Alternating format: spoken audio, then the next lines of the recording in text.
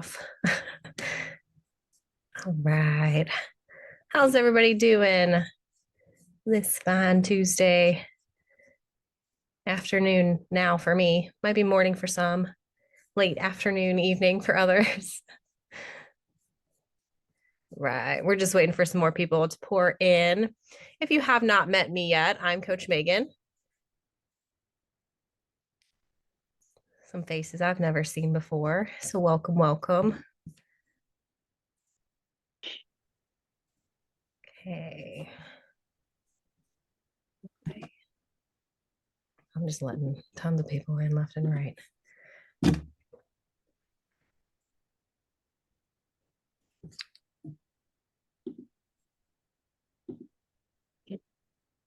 Okay. I always like to start my calls out while we're letting people roll in with quick wins. Does anybody have a win from this week or this past weekend that they want to share with the gang? Nobody? Don't be shy. Okay. I think I let everybody in.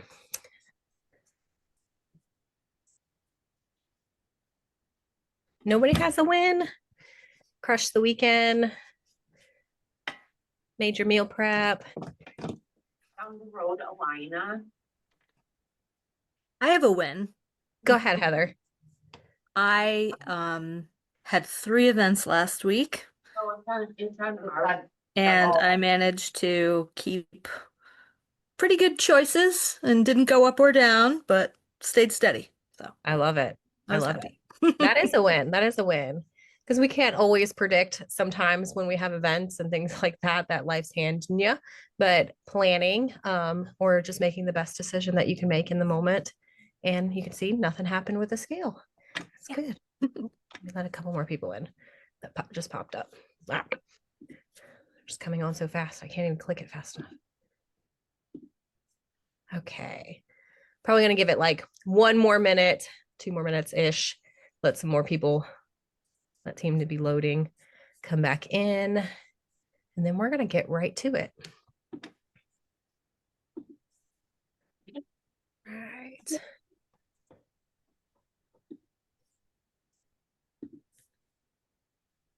And then Laura B said, feeling much better overall. Meal prep. That's good. Love it. That is a win. Okay. Oh, I got some more people popping in. Once I start sharing my screen, I won't be able to see that. Okay. Does anybody want to share one more win? Even if you drop it in the chat for everybody to see, I'll read it out loud for you.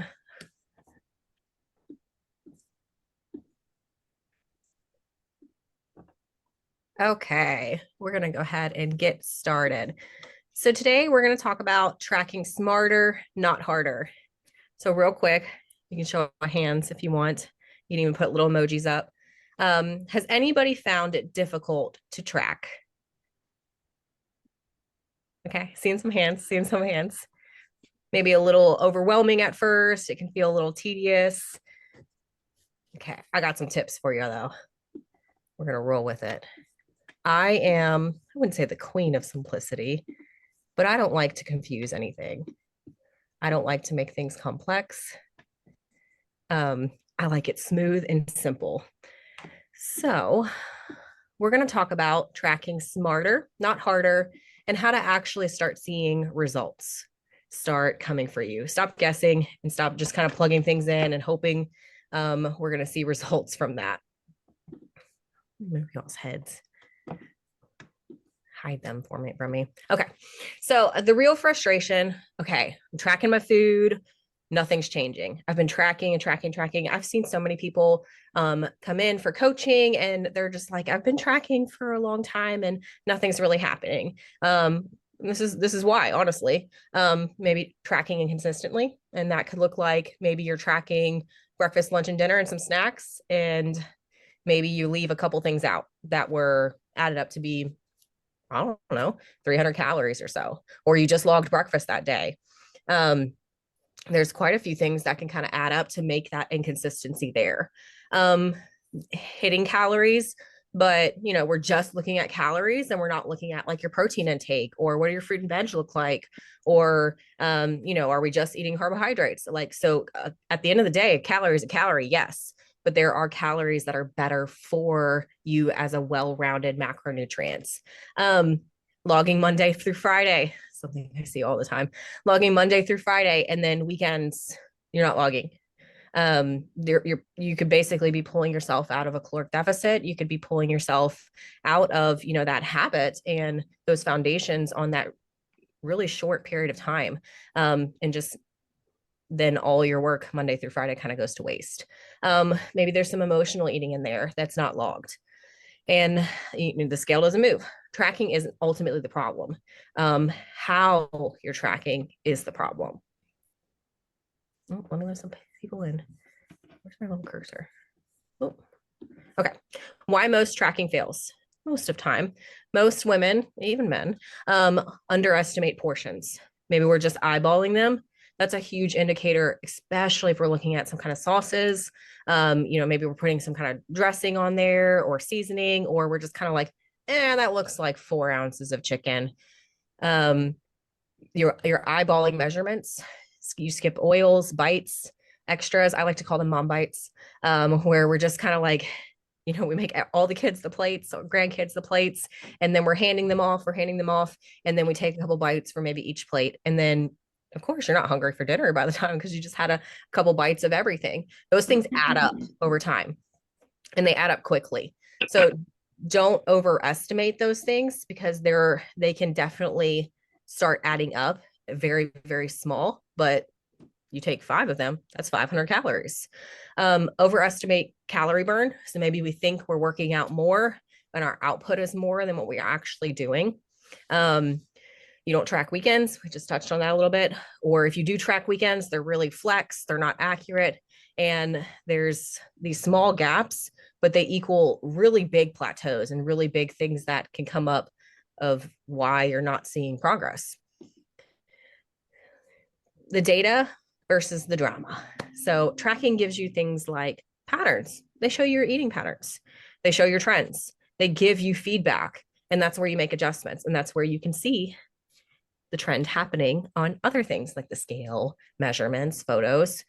But sometimes we step on the scale midweek and we don't see anything happening yet. And we're like, well, gosh darn it. Why did I track for the last 5 days if I'm not seeing anything happen? If I'm not seeing that immediate result, then we immediately turn to, I failed. This is frustrating. I give up. We can play that script in our mind time and time again. Or we think like maybe we went 1 day over and I'm ruined. It's done. The data itself is actually neutral. It's information. It's not judgment. The judgment is actually comes from what we place on ourselves and the pressure that we place on ourselves. What smart tracking actually looks like is we want to prioritize protein first. Always, when we're building a plate, we want protein first. I don't know about y'all, and I always talk about this on like any single call I'm on. I don't like protein. I'm not a fan of it. I don't really like meat. I don't really like, it's a texture thing for me. But I do eat it to make sure that I'm meeting my goals, because if I do not, then I will not get to where I want to be. So that needs to be the first thing that I pick out and the first thing that I'm adjusting on my plate when I'm building my plate. You want to track before eating. This is something I see that's super, super, super common, is that maybe you start tracking your food after you've already made your plate and after you already ate it, and then you plug it in. Or you're, sitting on a sofa and the day's over and you go back and try to track all your food. No. You want to track before so that you can pre-plan for things, because simple things of maybe you ate all your lunch and you logged it, you got it plugged in there, boom. But then when you look at it, you're like, oh, I only have 200 calories left for dinner. Then what are you going to do?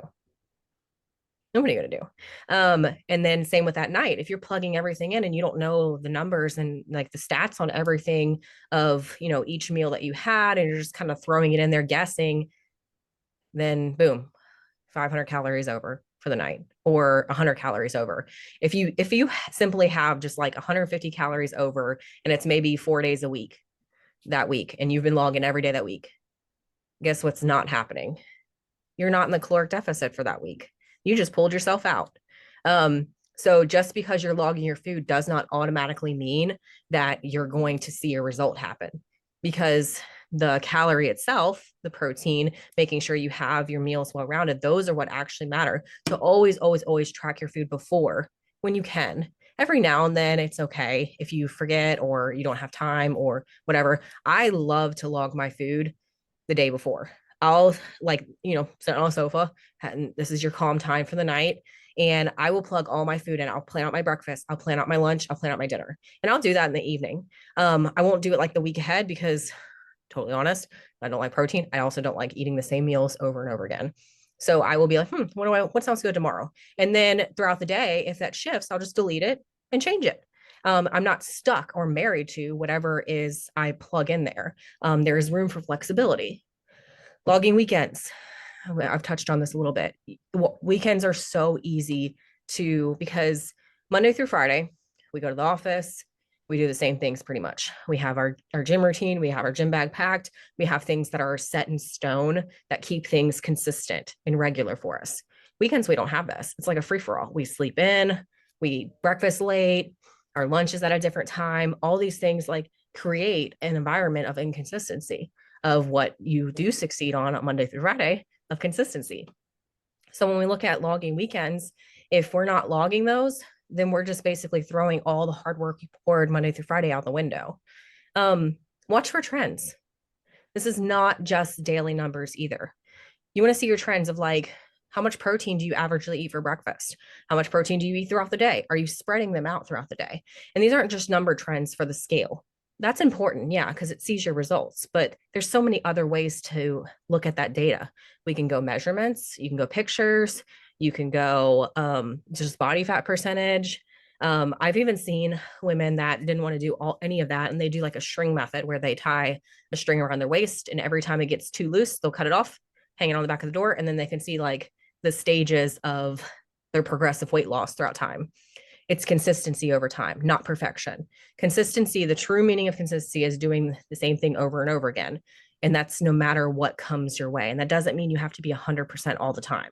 If one meal is off, okay, get right back on track the next meal and focus on what you need to focus on for those meals. Okay, so where 4 metrics actually matter. And this is where you should be looking. Ideally, the scale, your weekly average. You are not going to see a change every single day if you step on the scale 3 times a day. You're not going to see a change. If anything, I'm going to be completely honest, you're going to see a change in the direction you don't want to see it if you step on it throughout the day. You always want to have first thing in the morning, right after you go to the bathroom, you're raw, haven't eaten anything, haven't drinking anything, wait. You want that weigh in. And you want that to be the same day, ideally the same time, every single week. Your measurements. These are also, I don't know where all these pictures went. That is also where that's going to be key too, to making sure you can see results in consistency, that things are going in the direction you want them. Strength in the gym. That's also a huge metric that you can change, that you'll know that you continuously progress upward in the direction of strength. And then energy, sleep, hunger. These are all really, really big cues that are going to give you really good feedback of if your body is responding properly. Okay. Why the scale lies sometimes. I just kind of touched on that. You step on the scale after you ate lunch. Of course, it's going to be more than what you did earlier that day.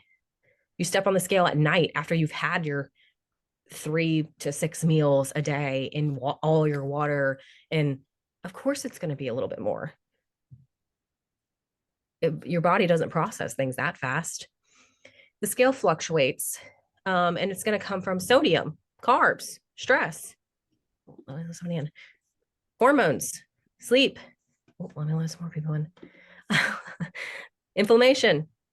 Fat loss is slow. It is. Like when we really think about it, it is. Have you guys ever been to like a gym and you see like the muscle blobs and like the fat blob, and it's usually about 5 pounds? let's put that in perspective.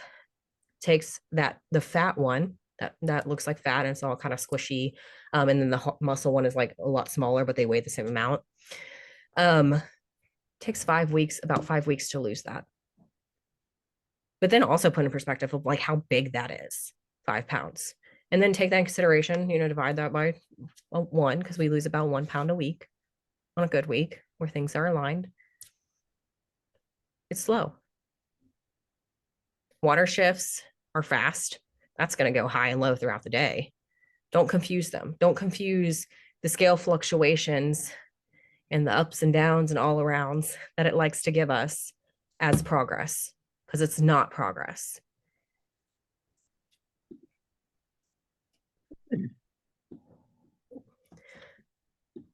The protein gap.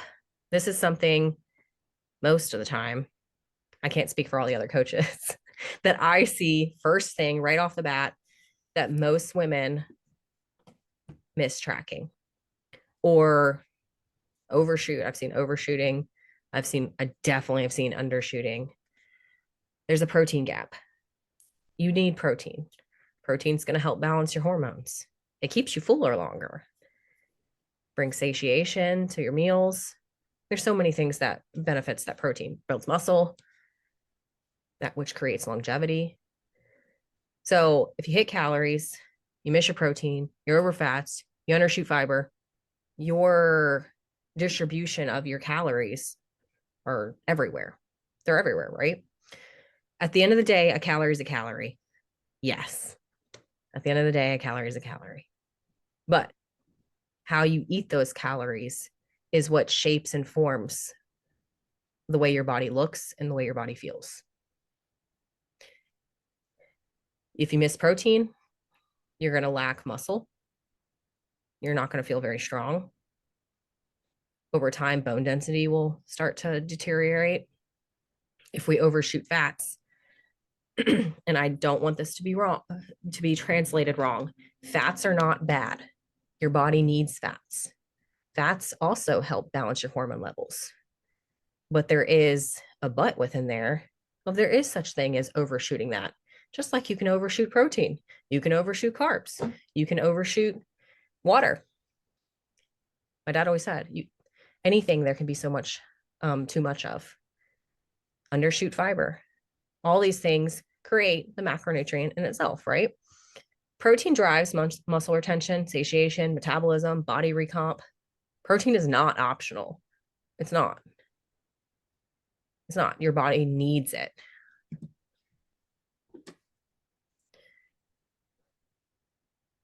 I already talked about weekends a little bit. 5 perfect days. Say you were perfect, whatever perfect is in your book. Perfect. And you logged all your food. You logged it beforehand. Each meal you hit protein on point. Your fats were perfect throughout the day. Your carbs were perfect throughout the day. You hit your fiber goals every second day. I'm talking like prime perfect. I don't know about any other coaches. My logging is sure is not perfect every single day. Then you have 2 untracked days. What does that mean? You're in maintenance. You are not in a caloric deficit for the week.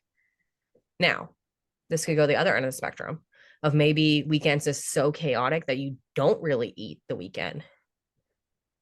Under eating can do just as much damage as overeating or putting yourself back at maintenance, because we're looking at the result at this point, right? We want the result to happen. If progress isn't happening, always look at your weekends first. Look at your Saturdays and Sundays first. What do those look like?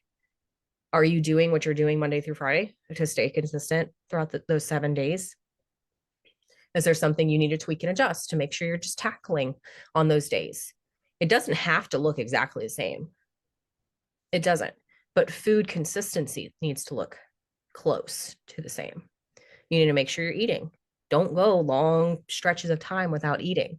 Are you eating protein every time you're eating? Are you having fiber every time you're eating? Those are the questions you should be asking yourself when you look at and you're like, I could probably do better tracking on those weekends. That is something that I could improve on. Tracking versus being good. Tracking is not about restricting, being good. It's not punishment. It's not. It's awareness. I can't tell you how many people have told me what tracking has brought them. Like, I didn't know I ate that, or I didn't know I went long stretches of time without eating, or I didn't know that I didn't eat till 3 o'clock in the afternoon. Or, there's so many different things. There's so much awareness that it brings. And then slowly, what happens is that awareness brings initiative to change because you take ownership of like, I probably should eat before 3 p.m. No wonder I can't fit all my calories in throughout the day. It's because I don't start eating till 3. And then you make adjustments and you have that control. Tracking gives you power. It gives you back your power over what you consume and what you put in your body. It's not punishment. It's not a good or bad thing. It's purely for awareness for yourself. It's a big thing. And then also just so your coach can see what's going on. How do you know if your calories are right? I see this more times than I can count. That when we're looking at it and looking at calories, they're going to be ever changing. I have been about the same weight for 10 years now. I've been able to maintain that because it's where I'm the most comfortable. I feel my strongest. I feel the most athletic. But I can't even tell you my calories and my caloric intake has changed 1,000 times, maybe more. Changes like the wind because my output changes 100%. I'm not going on my walks or going on a run or anything when it's snowing outside.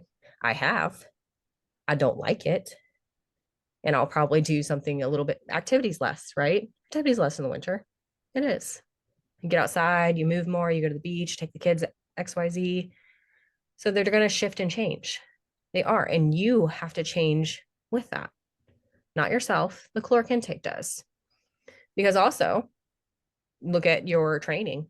Look at what you do for your exercise. Has that changed? Maybe you went from 3 days a week to 4 days a week. You don't think your body's going to need fuel for that?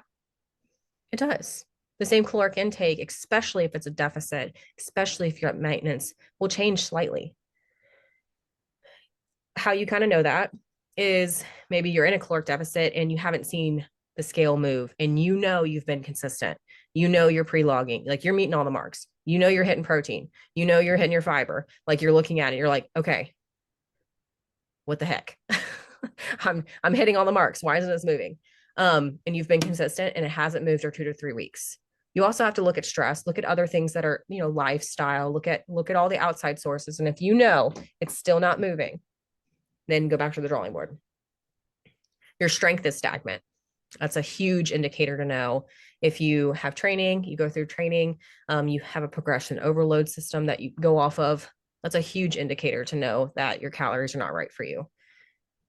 Hunger, I always like to say, when you're in a caloric deficit, you should not be hungry and you should not be stuffed either. You should be satiated and satisfied if you're eating the correct protein and fiber goals that you need to meet. But if you have extreme hunger, that's a red flag. You have no energy. That's another red flag of something's got to give. You're not eating enough, or you're not eating enough of the right things. So you can see how there's the calorie and there's the nutrient behind that. We adjust. It's simple as that. It adjusts. Calories are data points. They're not fixed rules at all. The 80% rule. You don't need 100% perfect macros. You don't. They don't need to be perfect every single day. You have that flex room. You can have fun foods. You can.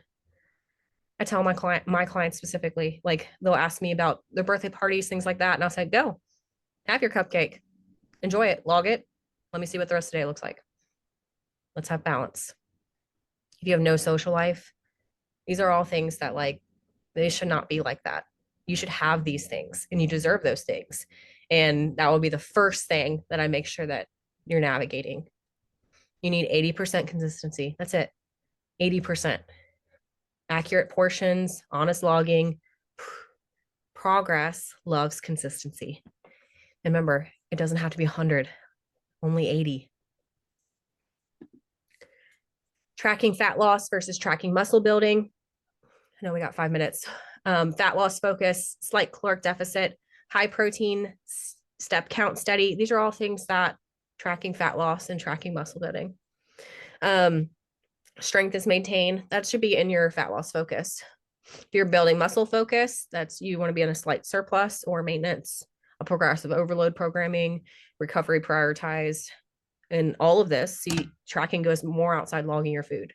These are data points that get you either you want fat loss, you want to build more muscle, which direction are you going, you want to maintain where you're at because you really love and enjoy where your body's at and where you're feeling right now and how you're feeling.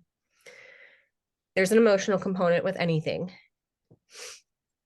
If you stop tracking when you should, you go over all the time, you feel guilty. Oop, let me this one in. You're stressed, you're tired. All of that, honestly, is exactly why you should track. Because when things get messy and they're chaotic and everywhere, life is everywhere, you hold the control over these simple things for you. Because if everything in your life is out of control, wouldn't you want to control like a few components that you can control and hold power to that of the direction of like you're taking your body and how you feel on a daily basis? Wouldn't you want that control? The power of weekly reviews. So this is where your check-ins are going to be really, really important. Because this is exactly what we do. And you can do this for yourself as well, of kind of like checkpoints of every week. Like ask yourself, like you ask your coach too, what worked? What did I overeat? What did I log too much of? Did I have too much fiber? like I said, you can overeat good things. Did I have too much protein where I needed to be?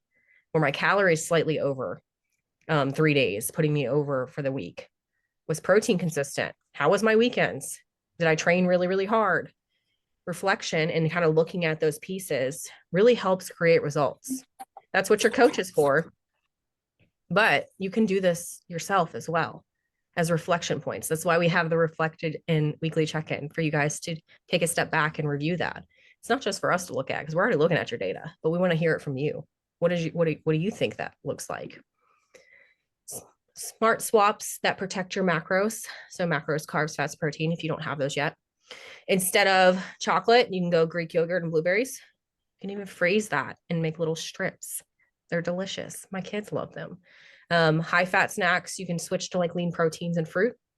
Liquid calories, you can switch to whole food options, but have some fruit. Certain liquid calories, swap those for like a bubbly water or something. You don't have to eliminate completely, but you can have balance within that of, okay, I'm not going to drink full sugar soda for this month. We're going to go to 0 temporarily, and then I'm going to slowly wean myself off of those. There are swaps to make them a little bit better. But then again, if you want one every now and then, it's not going to hurt you. But what does the rest of the day look like? Are you balanced? When we stop obsessing, you can loosely start tracking when you consistently hit your protein, when you understand portion sizes, when you see steady results, when you have control around food. Tracking builds a skill. The skill actually builds freedom. So that's knowing, okay, I know without a doubt that every time I'm eating protein, it's about 4 ounces because I know it's about the size of my palm. And you look at it every single time and I'm eating it. You know, you can build that and build a balanced plate every single time you eat so that you have the freedom to maybe not track in the future. But I will tell you, there are times that I've stopped tracking and times when I started tracking because I thought I gained the balance. My protein and fiber were always the first to go. Always. Because they slowly stop being on my plate slowly. And I will be completely honest with that. So tracking is a skill that just consistently gives me that of knowing I'm hitting marks. The big truth is you're not broken. You're either inconsistent, and that's being honest. You're being inaccurate, and that's being honest, or not in the right calorie range, which all 3 are fixable. And all 3 are things that you can easily shift to the next direction. Okay, I'm gonna stop sharing my screen because that's all I have for right now. And does anybody have any questions real quick? So we got a few minutes left.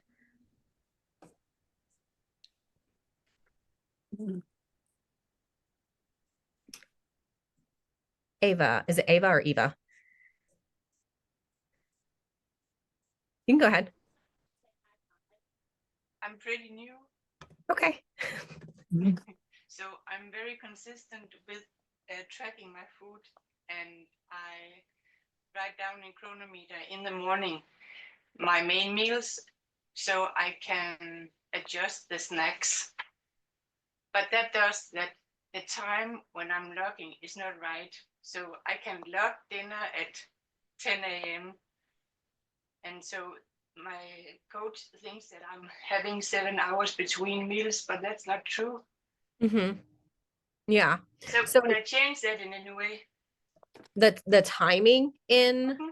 Chronometer, I don't think that you can change the exact time in Chronometer. You can put like timestamps of notes. Yes. One thing I always ask when I'm looking at it and I'm seeing like 7 hours between meals is I will always ask, like, is your timing accurate? Because that is a huge red flag, as if your timing is like if you're going 4 hours plus without eating. So that's something I always personally address. But I would just communicate with your coach, like, do you know how to leave a note in Chronometer? Yes, yes, I do that. So Okay. today I just wrote when I ate my meal. Mm-hmm. Yeah. And that will really help her see, okay, she's not going, when she's reviewing it, she's like, oh, okay, she's not going 7 hours without eating. Okay. She ate around this time. Can you So I tell can, how you, oh, good. Sorry, I thought you were done. My bad. so I can just write it in the note when I actually ate. Yeah, if you can't log like live time or pre-log ahead of time with your food, I would just leave a note of like, I ate this at XYZ time. And that way it's just clear communication for her that you are logging that. Nicole said she can uncheck the timestamp box when she adds food. And when she eats it by swiping. Oh, hold on. I lost it. By swiping left on the meal bracket for breakfast, lunch, and dinner snack. And then you can add a timestamp. Do you have the premium version, Nicole? Oh, okay. Dana said that you can change it in the premium. So if you have premium, you can change it. That's gold standard for the US. Okay. Okay.